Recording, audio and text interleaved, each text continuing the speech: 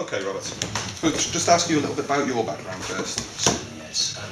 Well, my background is actually in the travel business. Originally, this is how I got into being an investigator when I was started to investigate fraud in the travel industry, which is still ongoing, but that's another story. But after that, I came into broadcasting and did broadcasting and investigation, of course, at the same time. I got into this particular one with the Hollie case just over a year ago, and I was invited to do so by a man called Truthjuice, who's the chairman and founder of a group called Scotland Against Lawyers, who've been trying to expose the irregularities in the Scottish legal system for many, many years, very bravely and courageously. And as a result of some of the other investigative work I've been doing, I was invited to address the annual general meeting of the organisation in October 2008, talking about the case I'm dealing with, which has nothing to do, whatever to do with paedophilia or anything like that. And as a result of doing a talk about what was happening in the travel business, he asked me if I could possibly help a lady and her daughter in Shropshire who had to flee from Aberdeen because of the terrible ordeals and abuses that she had to face. And that's how I came into it.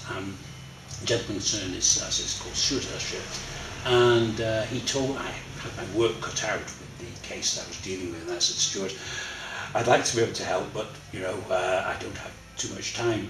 My other clients have got sort of preference on my time. But he said, well, if you talk to this lady, would you please give her a call? And it's the most terrible story you've ever heard.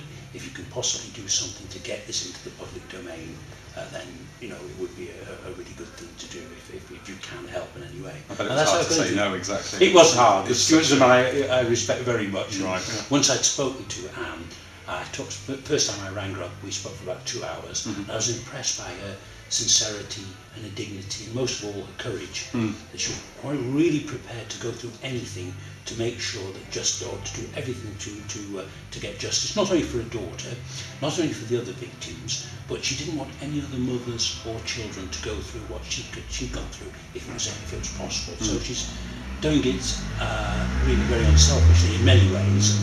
Obviously her own agenda comes first, really, as one can understand, but she's also very much aware about the bigger picture, and is certainly not just doing it for herself and her daughter and for her late brother who was murdered by Is it Robert as well? Robert, yes, Robert David Greig. He was known as Roy, they all called him Roy, but that was his proper name, yes.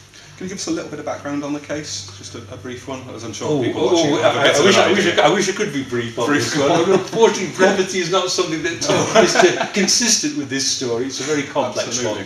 But basically, it started when Hollie was 20 in 2000, and as a result of a dispute at home between Anne and her husband, Dennis Charles Mackey, violent sort of altercation, Hollie then began to tell her mother about what had happened for the past 14 years, in that she was initially abused by her father from the age of 6, and also by her elder brother, who was 3 years older, and consequently that the father had then started to share little Hollie out with a group of paedophiles, a ring operating in Aberdeen. Some high-ranking. Yes, indeed.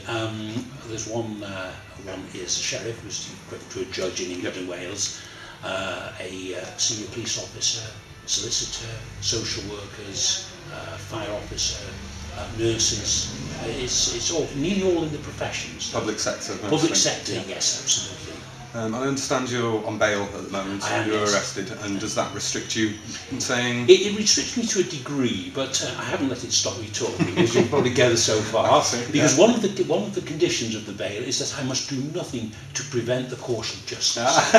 So that's all I'm ever doing. That's all I'm ever doing. I mean, I think that question might have been directed to the people who have me arrested rather than me, but there's a certain irony in that. Absolutely. But that's what I'm doing. I'm acting in the course of justice, because I do not want to prevent justice. Absolutely. Taking place, so that's my thing. So you're due to report back? Oh no, so I read somewhere you're reporting to Warrington Police. Yes, I do. I report there 3 times a week. Yes. 3 times a week. Which is a bit onerous for a breach of the peace for a man walking down Main Street in Aberdeen with a flyer in leaflet. With a flyer, yes, just with a bag. I didn't even the flyers visible. But You were arrested sort of retrospectively, weren't you? Yes, I was. The breach of the peace has been backdated to the 9th of June. Which was when you were there initially? When I first started the campaign. And it's very interesting that, of course, they take them 8.5 months to decide I was committing a crime in their eyes. But, of course, this coincided with the time when I decided, just previously to my arrest, I was going to stand for Parliament in Aberdeen South on the Hollie Greig issue in order to bring this to the attention of the public. Because one of the problems one has in Scotland is that it is not a free democracy, it does not have a free press. It has multi-party elections, as we all know, but the people who really control things in Scotland are a cabal of bankers, big business people, and most worryingly of all, the big legal firms. They control everything. Levy and McRae, who represent every major media outlet, as well as the government. They represent every media outlet in Scotland apart from the Scotsman. Now, obviously, well, I think whatever the Hollie Greig's case aside, that cannot be possibly be consistent with democracy and free speech and freedom of the press. You know, forget this case altogether. That is totally against what freedom and transparent government. Absolutely. Yeah. And of course, Levy and McRae ruthlessly abuse their position in order to crush anyone who wants to say anything negative about the government. And of course, the government is a public government that's controlled by these special interests and other similar interests. Yes. So you can't name anybody on record though at the moment. Well, I noticed some other places have. No, I can't name members of the gang specifically. But I can name just about anybody else, and I can't name the other victims. But that still gives me plenty of people to talk about, and I can talk about their position and rank, and but not to name them. Not the names, but the names, of course, is widely on the internet, and pictures of one or two of the perpetrators as well. So I don't really need to say much more than that. Which can only be a good thing, I suppose. Yeah. Yes. So what's the current situation? Where are you at with it now? Are you still pressing for prosecution in? Yes. With Grampian Police? Yes, I am, yes. I actually had a sort of minor breakthrough just the other day, yesterday in fact. One of the things that cropped up was when I was being interviewed in Aberdeen, on a formal interview under caution, I mentioned two matters to the police that I knew would cause some problems. The first was that I asked the officer concerned, D.S. Drummond, who was leading the questioning, if it was he who would decide to have me arrested or had someone told him to arrest me. Well, he got rather uncomfortable about this, and I pressed him, he wouldn't answer. I said, come on. I said, you've arrested me, taken away my freedom. Who's instructed? I take it wasn't you. He said, well, no, it wasn't really me. I said, well, who was it? Oh, I'm not saying it. I said, come on, who was it? And then he mumbled, he said, well, it's a sort of team effort with the Crown Office. I said, oh, yes, and would you like to name the members of this team? He said, no, I'm not saying any more about it. That was that point on, and of course that was when I got the transcript. That piece was missing. There's even a more serious omission when I got home and received the transcript. It was a little later on in the discussion. He mentioned about my email address, and I mentioned my regular email address, and he said, do you have any other email addresses?